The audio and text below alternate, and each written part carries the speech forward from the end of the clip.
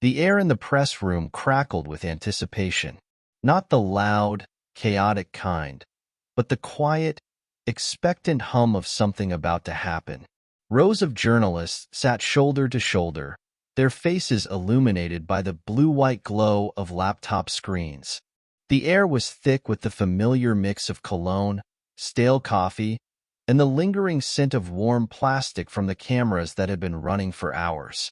At the center of it all, a long table stretched across the stage, draped in black. Name cards sat in front of each chair: producers, lead actors, the director. And at the heart of it, Mel Gibson. He had done this hundreds of times, perhaps thousands. The microphones, the flashing cameras, the predictable questions, none of it fazed him. Yet, tonight, something felt different. There was a shift in the air, a low rumble of tension that only a few in the room seemed to notice.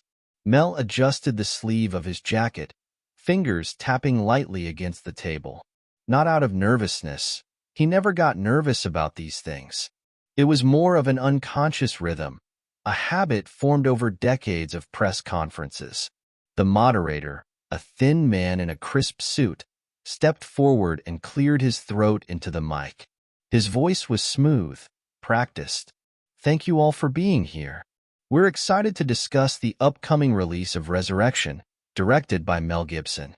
We'll begin with some questions from the press." Immediately, hands shot up. The first question, from a woman in the front row, was about the film's inspiration. Mel leaned forward slightly. "It's a story I've wanted to tell for a long time," he said, his voice even. "It's about sacrifice, redemption, things that matter, you know?" A few nods from the audience. The next question came from a man with glasses near the aisle. "Mel, you've directed historical films before, but this one seems more personal. Would you say this film reflects your own beliefs?" A small smile tugged at the corner of his mouth. "Of course. I don't make films I don't believe in. That'd be a waste of time, wouldn't it?" The crowd chuckled. The mood was light, for now, but that feeling lingered. The quiet pull of something waiting to happen. And then it did. A figure in the second row leaned back in his chair. He hadn't spoken yet, hadn't raised his hand. But Mel noticed him. The way he sat, arms crossed, lips curved in something that wasn't quite a smirk but close. He was waiting, studying. When the moderator called on him, the man didn't hesitate. He stood slowly, adjusting the microphone clipped to his shirt. The way he moved was deliberate, like someone setting up a shot before pulling the trigger. He cleared his throat, let the pause stretch a second too long. And then he spoke. "Mr. Gibson, you've been vocal about your faith for years, some would say stubbornly so." A few reporters shifted in their seats. Some looked down at their notes, pretending to be busy. Others leaned forward, sensing what was about to happen. But in today's world, isn't Christianity becoming outdated?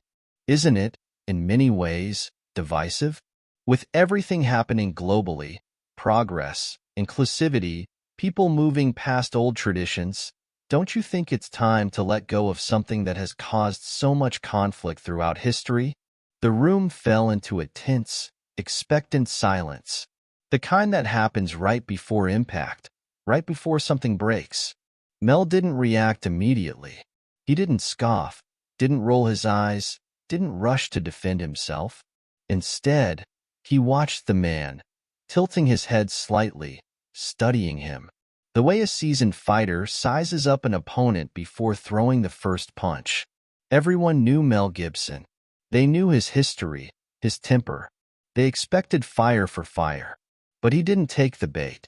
Instead, he did something far more unsettling. He smiled. Not the polite, media-trained smile meant to smooth over awkward moments. No, this smile was slow, calculated.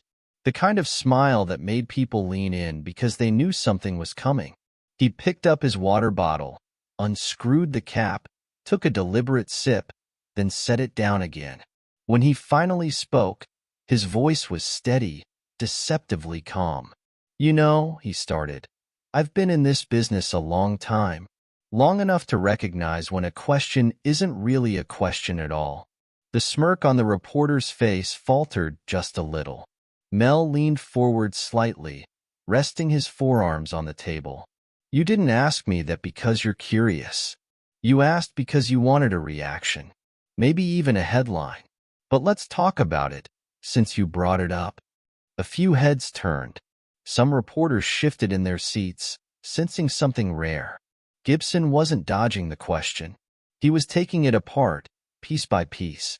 You say Christianity is outdated. Compared to what? The words landed hard. The room was silent. The reporter didn't answer. So Mel continued. Greed? Corruption? The idea that nothing matters unless it serves our immediate gratification? Because that's what modern thinking has turned into. An obsession with self. With tearing things down just because they've been around too long. We like to call it progress, but half the time, it's just destruction with better branding. A murmur rippled through the room.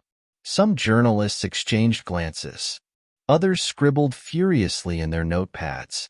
The cameras kept rolling. Mel's gaze never wavered. Let me ask you something. When was the last time you saw someone ridiculed for being Buddhist?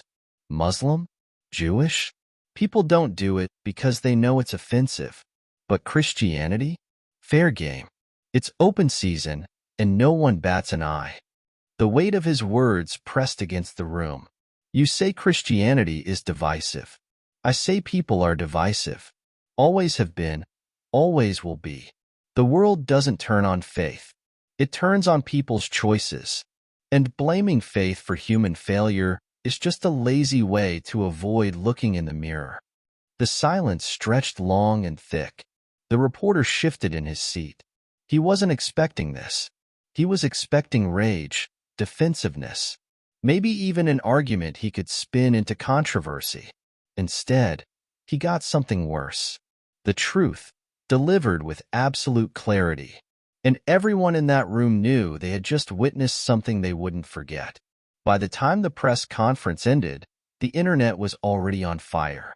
The real firestorm had just begun.